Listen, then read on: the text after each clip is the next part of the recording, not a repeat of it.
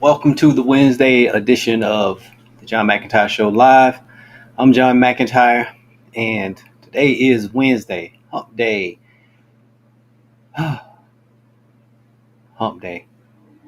Um, it is November the 13th, 2024, and we are moving along in this month. We're almost midway, so I hope everyone is sticking to their budget. I hope that budget is still in place. Um, they haven't already overextended, hopefully, with all of the spending that's going down because um, they're already showing signs of increased spending. And so hopefully the viewers of this show and people that are that's wanting to do better with their money um, on the road to financial health and wellness, which is the reason for our show, hopefully you're following a budget. If you are spending, you're just finding good deals and you're staying within in your spending plan, or better yet, budget. But like I said, people are beginning to really spend that money. And another thing, before I move on, I saw an actual report on one of the financial shows that um, billions of dollars are being unused with gift cards. These gift cards are like cash, and so it may be time to look in those. I think I've yet to go into a house that had a junk drawer. If you just a place where people throw stuff like that, unused cards. In the kids' room, they receiving gift cards for most of the time they're going to use those Apple cards. Amazon and Apple, they're going to use those. They'll use those. But for other companies, Target, Walmart cards, all of these different gift cards, that's cash, and it's up in the billions. I think it's. I can't remember the exact number, but it is astronomical in how many gift cards go unused. And so it might be time to look for those unused gift cards, and because some of them they may expire, the ones that may have a date on it or something like that, make sure it hasn't expired. I'm guilty of that. Andrea, she'll tell you. I know one time we was talking about that on the show years ago, that I found I had actually won a gift card selling real estate. It was a luxury neighborhood, a brand new construction neighborhood, and it was luxury. I think the at the time the cheapest house was 900,000, something like that, 900,000. And so the actual builder, when we brought contracts to them, someone signed a contract and moved forward with constructing a new home. They gave us a portion of our commission up front, and it was in the form of a gift card. And so I put the gift card in my, that was back carrying, briefcases, the big briefcases, because everything was paper. So I put it in there, and what I did, I put it in the back of the file. And normally, get to the back side of the file, that was actual stuff that has been completed. So I never went to the back side of the file. Um, about 8 months later, I'm doing file audits, and I just happened to flip all the way through it, and I saw the gift card. Well, actually, it wasn't a gift card; it was a Visa card, is what it was. It was an actual Visa card with a percentage of my commission on it, and I was like, "How in the world did I forget about that?"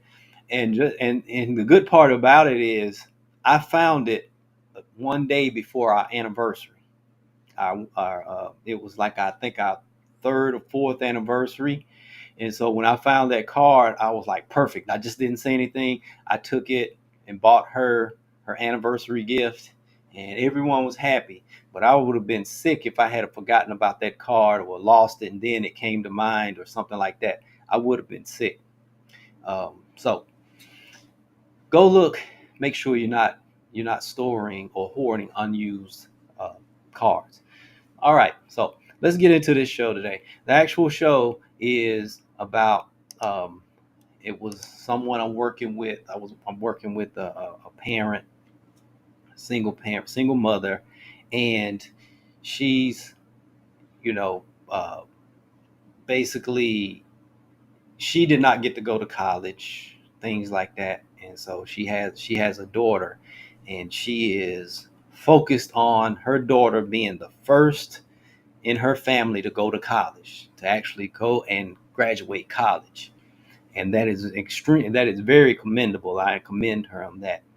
Um, but the way she's going about it, I was like, okay, that's not the best and highest and best way to go about making sure that your daughter is educated. And so, as usual, I got the pushback, and rightfully so, because it's very important to her. When we had the values conversation, which is, what's important about money, what's important about life to you, um, that was one of them. It was extremely high. It was like I would go to the poorhouse to send my child to college. And so as we talked more and more, now she's open to the way that I want to show her how she can actually take care of herself while sending her child to college. It is a much better way. And I just had to be patient, and you have to be patient with yourself in these types of situations, because I told her, I was like, um, if you ask me child's college or your retirement, I will always say your retirement first. Um, and there's an actual percentage. If you're not contributing at least 15% to your retirement account, at least, um, you're setting yourself up for failure later on. Unless you're going to need something, the stroke of luck. Someone hit the lottery, something like that, or that child takes care of you. Uh, but the best gift, I showed her, I said, the best gift you could give your child is your financial security, and not having to depend on her for financial support later in life. So that that helped her move forward. She had her daughter is involved, and so her daughter, had her head shaking. And I've seen this plenty of times. I've seen this a number of times. when I've seen it at the best, financially secure, and wealthy parents just basically having a meeting. We're having a meeting with the kids to let them know, hey, we're in good shape, and this is what we're planning to do. Some of them is, they've done estate planning to where they're gifting their kids and grandkids even before they pass away, because they want to see them actually enjoy things. And that's on the positive. We love seeing it. But on the other side is meeting with the family, and kids arguing on who's going to take care of mama, who's going to take care of dad, who's going to take both of them, because I don't have time. You're going to have to do it. I don't have the time or the money. They should have planned better. They should have done it. And that's not, I mean, it's just not good to see. I don't like seeing it. But we have to work through it.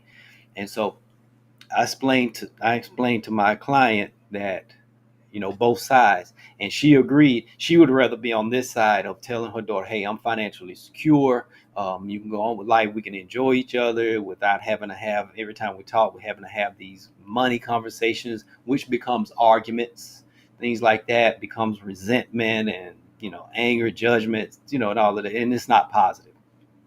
So once we got to the other side of it, and I was like, okay, so we need you to save 15%, because you're just missing time in the market. While you're saving that money for your daughter, you're going to be missing time in the market. And that means you're retired. You're not setting anything up for yourself. And as I looked at the situation, her company actually matches dollar for dollar, 100%. And I'm like, you're missing free money. You're not even participating in that, and you're missing free money. And she just didn't even know. Once we looked at it, she was like, I just didn't know, that was part of my benefits package. So that was another wake up call. Hey, I'm missing free money. And her daughter's like, yes, mom, you have to get the free money, and everything.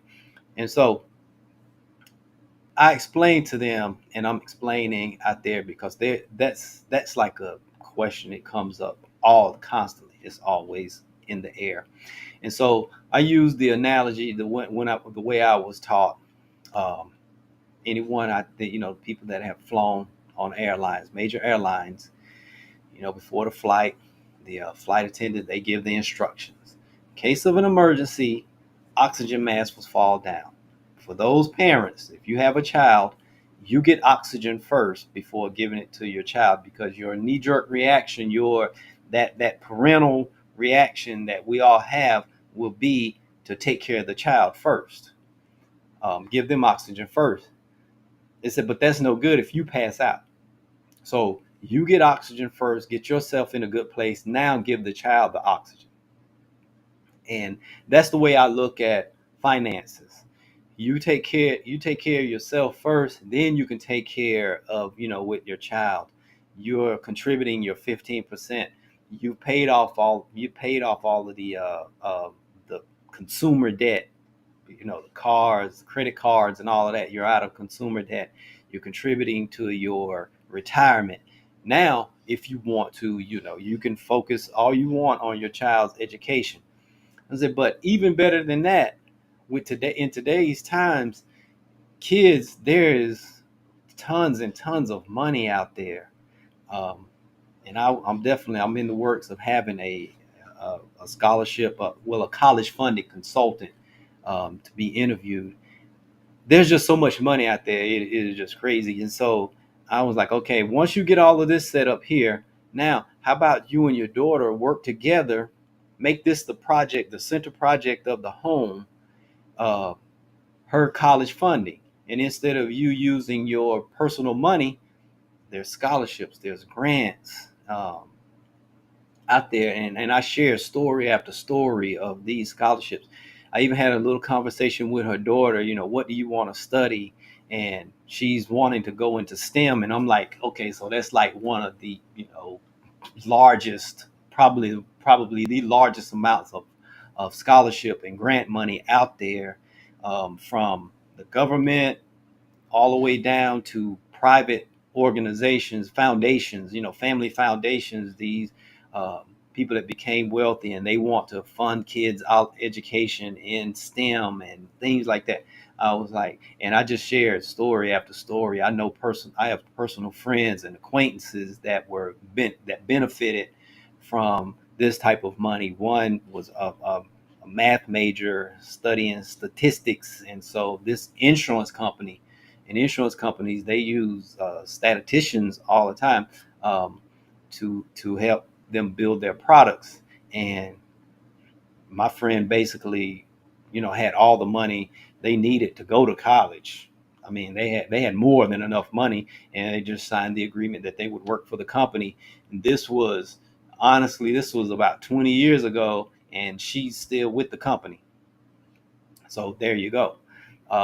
And the company is just a big company, huge company. She's went very high with the company. She's in the executive suites now and everything, and it was off of STEM money, and that was 20 years ago, because in math and all of this. Now that in every area, it doesn't matter what area the child is going to study. There's money there, the scholarships and the grants and everything. So once we set up the plan, and I was like, okay, so really look at the benefit of that. So they're like, oh yes, this is a whole lot better. This is much better. The daughter, she's happy to know that her mom's gonna be working on her financial security and everything. She knows she'll always be able to take care of herself and everything. And she's raising a financially, literate child now that's gonna go out into the world not depending on loans and everything, and actually come out of college ahead and not in debt and everything. And so everyone's happy, and it's just as easy as that. A daughter's going to give her the gift of being the first in their family of being a college graduate, and she's going to give her daughter the gift of financial security, and her daughter knowing that she won't have to take care of her mom later on in life. She'll be able to make uh, choices from freedom. Maybe she wants to live in another part of the world or another part of the United States or whatever, because there's a lot of people that are making decisions because they have to help take care of their parents, grandparents, whatever. And there's nothing wrong with that whatsoever. I'm close to my father, where I can sort of respond and everything, and it's all good. But not everyone is built that way. And so this is the gift. They're giving each other the gift of freedom, the freedom to just have a close relationship. And so that comes from mom deciding to save for her retirement, and the daughter, and with the goal of her daughter going to school debt free. And whatever you focus on will happen. And they're happy. I know this is going to happen because you can just see the enthusiasm, and they were already talking there, and we had to get the meeting finished up so that they could move, get the file. Okay, yes, we know I'm going to go to these particular sites and everything. And mom wrote down, okay, I'm going to talk to HR about uh, starting my contributions to my retirement account that they're going to match. So everyone's happy. So that's my take. That's my answer. If you ask me, what should you do first, retirement or children's education? Take care of retirement, and it will definitely. That's one of the biggest investments later on in life. It's going to pay back big time later on in life. That you're financially secure, and the kids are not having to be concerned about if they're going to have to take care of you financially, where if something does happen health wise or things like that, everything will be in place to where it will just be a smooth transition. And those are more conversations that comes as everyone ages. And so, with that being said, I hope that the information that I gave was useful and beneficial.